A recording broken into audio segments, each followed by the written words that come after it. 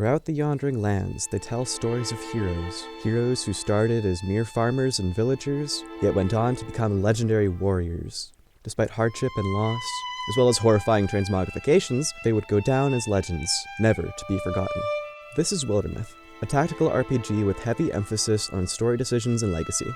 Taking place in the Yondering Lands, campaigns will often last generations, seeing heroes rise from nothing and lead their allies and aspirational offspring to fight against the evils of the world. And one such story begins. A young ranch hand named Faith Ficklemoth is out running errands on her way to the town of Roosterglass. When she arrives, however, the town is engulfed in flames, and her mind immediately jumps to her partner, Flamian the Wide. Faith runs towards the inferno unthinking, just hoping he's okay. Here, we're introduced to the combat gameplay of Wildermyth, in which you have a limited number of actions and movements you can make per turn. Faith makes her way to Flamian's home, and is relieved to find that he's alright, but he reveals that there's some kind of monster trapped in his garden.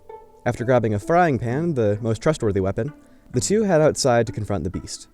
It strikes Faith, but the two manage to take it down with relative ease. After battle in Wildermyth, each hero will be rewarded with a bit of XP, as well as some stat-enhancing equipment. When they level up, you can choose from a few different abilities and skills to improve upon. The two work together with the villagers to put out the fires, before heading off to check on their friend Grave, who Flamian has a bit of a rivalry with. Meanwhile, Grave is barricaded in an old spell tower while the monster tries to break in. He finds an old book that imbues him with special power, which is enough for him to fight back. Grave is now a mystic, aka the best class in Wildermyth. With his newfound abilities, he can interfuse with the world around him. With this, he can bend the metal rings of a barrel to shackle the monster, before shattering the wood of another barrel to finish it off. All from a safe distance. It's kind of OP and I love it for that. He makes his way out of the tower right as his friends arrive. So, they all re-enter the tower to finish off the remaining monsters. When the three come together after the fight, they note how the monsters they see all appear to be animals corrupted by some blue substance of some sort. They agree to strike out and protect the streets from this new threat, but not before brainstorming a name for their little band of fighters. Grave suggests the Legion of the Dawn Divided, which is just about the most metal name I've heard for a group like this. And so, the Legion of the Dawn Divided set off to face the threat head-on. Here's the overworld map, representing your hero's location within the world and housing every landmark and destination you'll come across on your journey. Traveling takes time, and with time comes increasing danger, but we'll get to that later. Before heading off, the company stops by Roosterglass one last time to find an extra pair of hands to help on their journey. They meet Scout, a lady who just carries around an axe, I guess. She agrees to join, so after a month of preparation, they finally set off for real this time. They clear a few more locations with their expanded party. Fights bookended with these neat little vignettes into their journey and the things they get up to. Occasionally, they'll get these little side quests, where a character has a side goal or a encounter specific to them, such as the time where Faith and Flamian were on a romantic walk and they met a forest spirit. The spirit led them to an enchanted forest where they naturally decided to chop one of the trees down. This of course upset a large forest guardian who attacked them. The two, as well as Graves who was there I guess, took it down no issue. Completing these side stories will reward the hero who started them with a free level, regardless of XP, so they're well worth stopping for. They'd continue clearing all the hostile sites that they could, while occasionally getting caught up in some sort of trouble, such as the time where Scout decided to steal an egg from a hostile bird. One night, Flamian encountered a mysterious woman in a barn while taking shelter from the rain. The two discussed dreams and fate, with Flamian describing a dream he had of flying. Naturally, she granted this while he slept, and he woke with crow's wings. This is another major part of Wildermyth, how heroes grow and change. They'll come upon different transformations that allow for unique abilities, such as limited flight in this case. Once enough time has passed while traversing the overland map, incursions will start occurring, in which a war party of that campaign's monster will cut a path through the map and destroy every landmark they come across until they are stopped. In this case, the party intercepted them before they reached the first landmark, and a large battle would ensue. They fought off the attackers despite their injuries and reigned victorious. After the battle, they finally arrived at the next village of Broomstand Ring. They were met with a town abandoned of all except for a few villagers petrified as stone. While discussing what to do next, the four were ambushed by monsters, so they fought them off and checked the houses for survivors. Coming to a barn, they discovered some tentacled abomination which they felled with relative ease. While inspecting the body, one of its tentacles flung out and grabbed Scout, pulling her away and using its powers to speak through her. It revealed itself as a Gorgon, and claimed its master Ulstrix would come to claim the world for the Gorgons.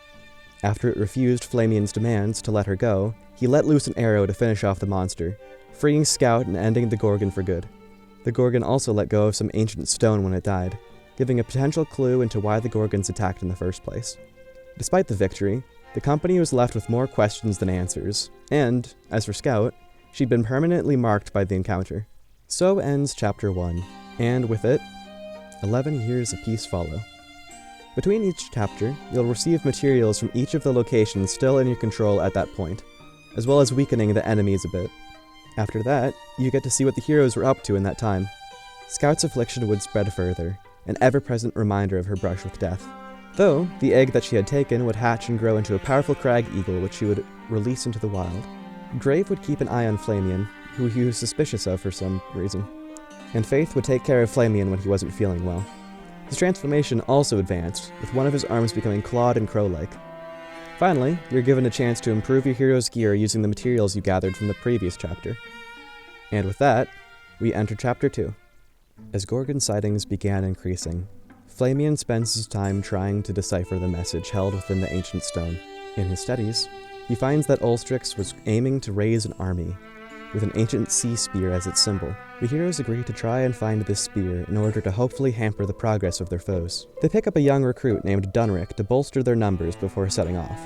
Chapter 2 is much the same as Chapter 1, clearing enemy sites and occasionally getting sidetracked. I am the sadness of infinite suffering made manifest. Gaze upon me and be immolated in despair.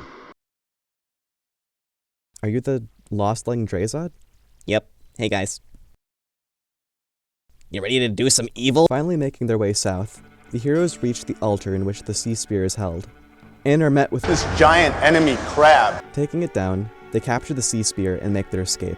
On their way out, Scout is critically injured, losing her leg but ultimately surviving. They make their way out of the cave and flee with the spear.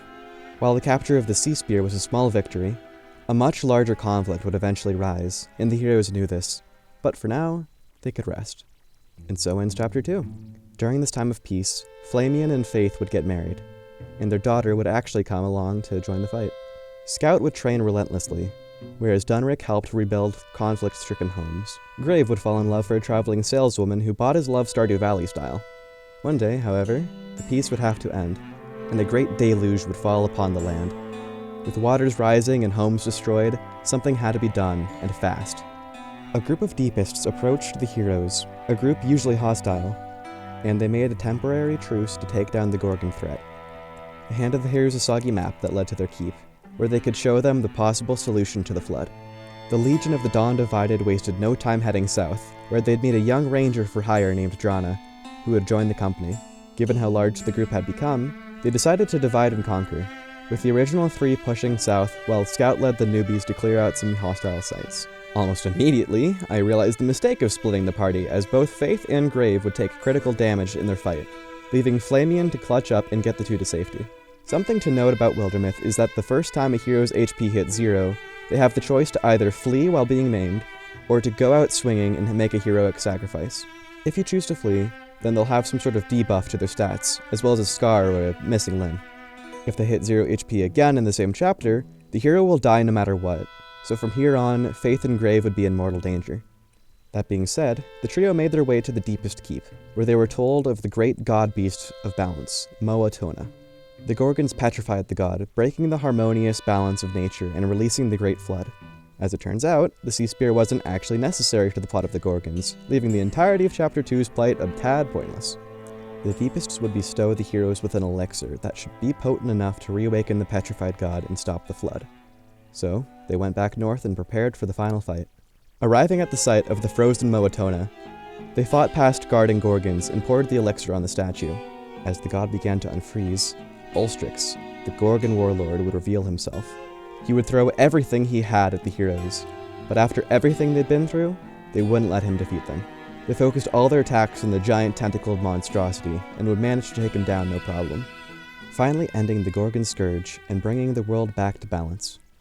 While the credits roll, we get one last glimpse at what the heroes got up to after the events of the campaign, telling stories in taverns, spending time with their loved ones, and finally enjoying peace after everything they'd been through. And that, for now, is where their stories will end. After a campaign, the heroes who took part will be added to your legacy, where you can view their histories and the adventures they took part in. The best thing about this is that you can bring your legacy heroes into new adventures, letting the legend grow even further with each foe they slay in the journey they complete. Bringing past heroes into new adventures is a really good chance to hone their skills, and allow you to create some truly unique builds. This is one of my personal favorite heroes, Dahlia River, who has a completely busted loadout. They're able to set a fire with their pet fire chick, before using the Sylvan Witherbolt ability that leaps between 3 enemies, doing increasing damage for each enemy they hit. On top of this, standing near the fire means that each opponent that they hit will be engulfed in flames, doing even more damage. Overall, Wildermyth is a very unique game, in just how personalized the story and experience can become. The heroes you create and follow will change and grow as the story moves on, and there are plenty of campaigns to take them on. I personally think it's a very underrated game, and if you like unique stories and a tactical RPG package, then I'd definitely recommend giving it a try.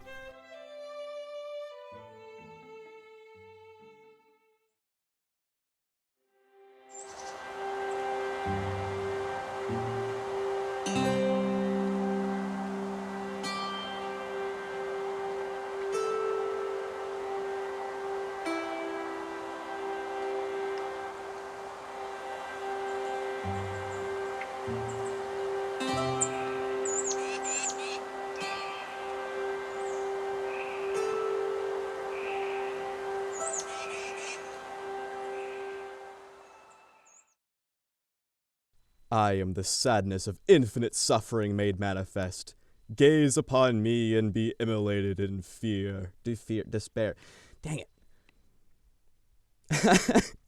I am the sadness of... Alright.